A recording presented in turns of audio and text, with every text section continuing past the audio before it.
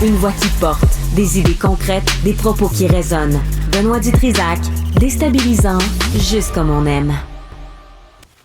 Philippe Richard Bertrand est avec nous. Philippe Richard, bonjour. Salut. Oui.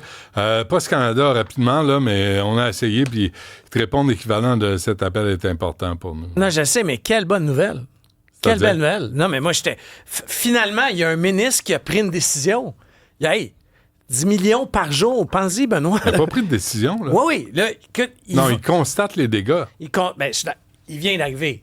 Tu comprends? C'est ça, je suis plus capable. Non, mais Benoît... Il vient d'arriver. Les élections viennent d'arriver. Il vient d'arriver. En fait, il vient d'arriver. Ça fait 6 mois qu'ils sont là. Non, mais il a fait un constat. C'est une business... Honnêtement, cette compagnie-là, là, si ça serait une entreprise privée, là, est en faillite. C'est une faillite technique. Non, là. mais tout le monde sait ça. Là. OK, parfait. Mais là, t'as des bozos qui étaient en place, des gestionnaires qui étaient payés un demi-million, qui ont pris toutes ces décisions-là. Non, mais...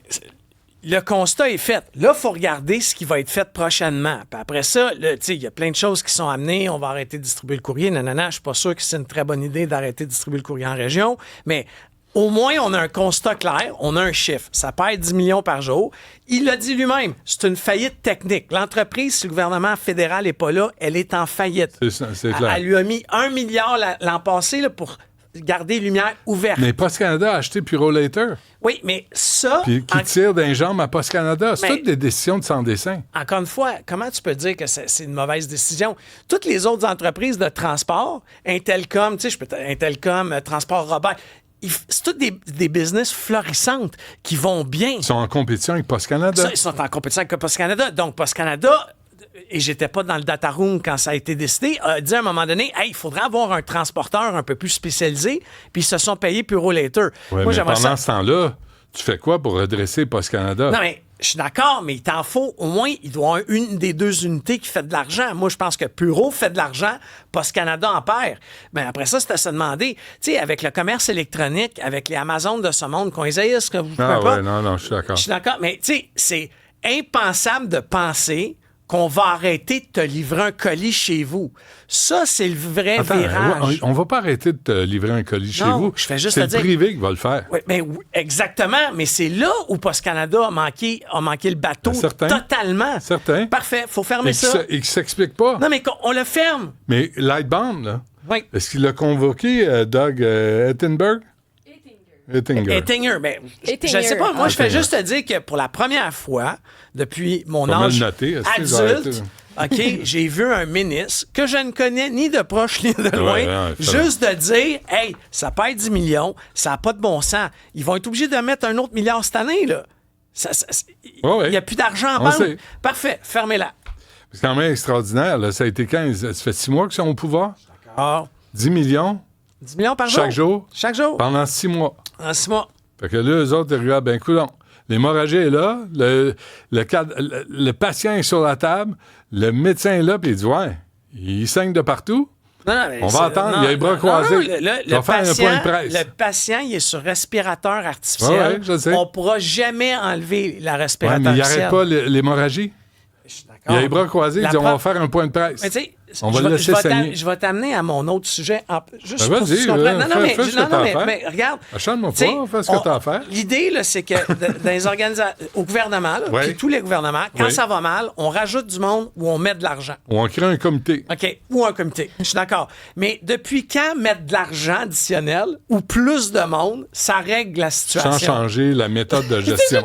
Là, je suis juste content, dans ce cas-là, contrairement à tous les projets informatiques du Québec, que quelqu'un dit « Hey, enough is enough, ça perd 10 millions, puis s'il faut, on va fermer. » C'est un peu... By the way, c'est ça qui se prépare, là. Ouais. Mais les projets informatiques, c'est la même affaire. Là, on a appris dans le journal... Attends. Oui. Mais ce que j'aimerais ajouter, c'est que là, il y a des gens qui ont pris ces décisions-là, mais ceux qui payent pour les décisions de ces gens anonymes qui se cachent dans leur bureau, c'est les travailleurs.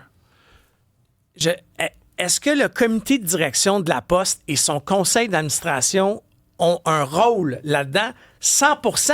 Mais encore une fois... Les autres ne perdront pas leur job. Non, mais c'est ça le problème, Benoît, que quelqu'un mette ses culottes, puis excusez, là, je vais sacrer en ondes, mais qui est crise dehors, tu sais, un par un. Parce que là, en informatique au Québec, tous les projets informatiques, tous les gens qui ont été des gnochons se retrouvent des jobs. Ben oui. Tu sais, là, on a appris que le gars qui a parti la SAQ Click, il est rendu à CNESST.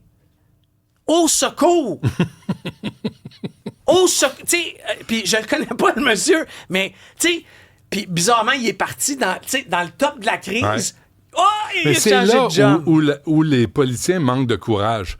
C'est là où François Legault, là, qui parle de la loi et l'ordre, ça fait partie de la loi et l'ordre, d'avoir une reddition de comptes de la part des gens qui ont pris des mauvaises décisions. On te veut plus au gouvernement, t'es un cabochon. Il y a une rentrée parlementaire la semaine prochaine. La CAQ est en caucus.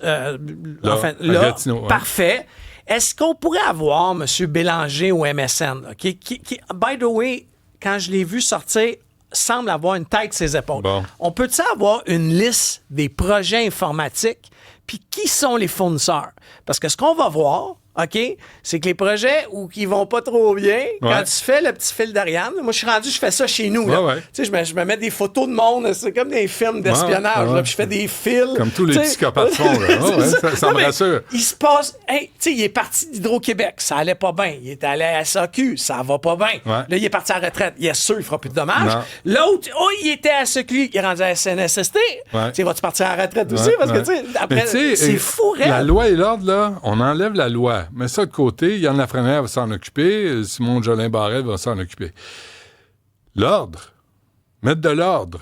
Mais mettez de l'ordre au gouvernement. Arrêtez de garocher de l'argent à des problèmes, rajouter du monde, puis mettre le monde qui ont fait de la boîte ailleurs à la même place. Oui, monsieur. C'est dit. C'est Parfait. dit. Merci. Bon en ce vendredi, porte-toi bien.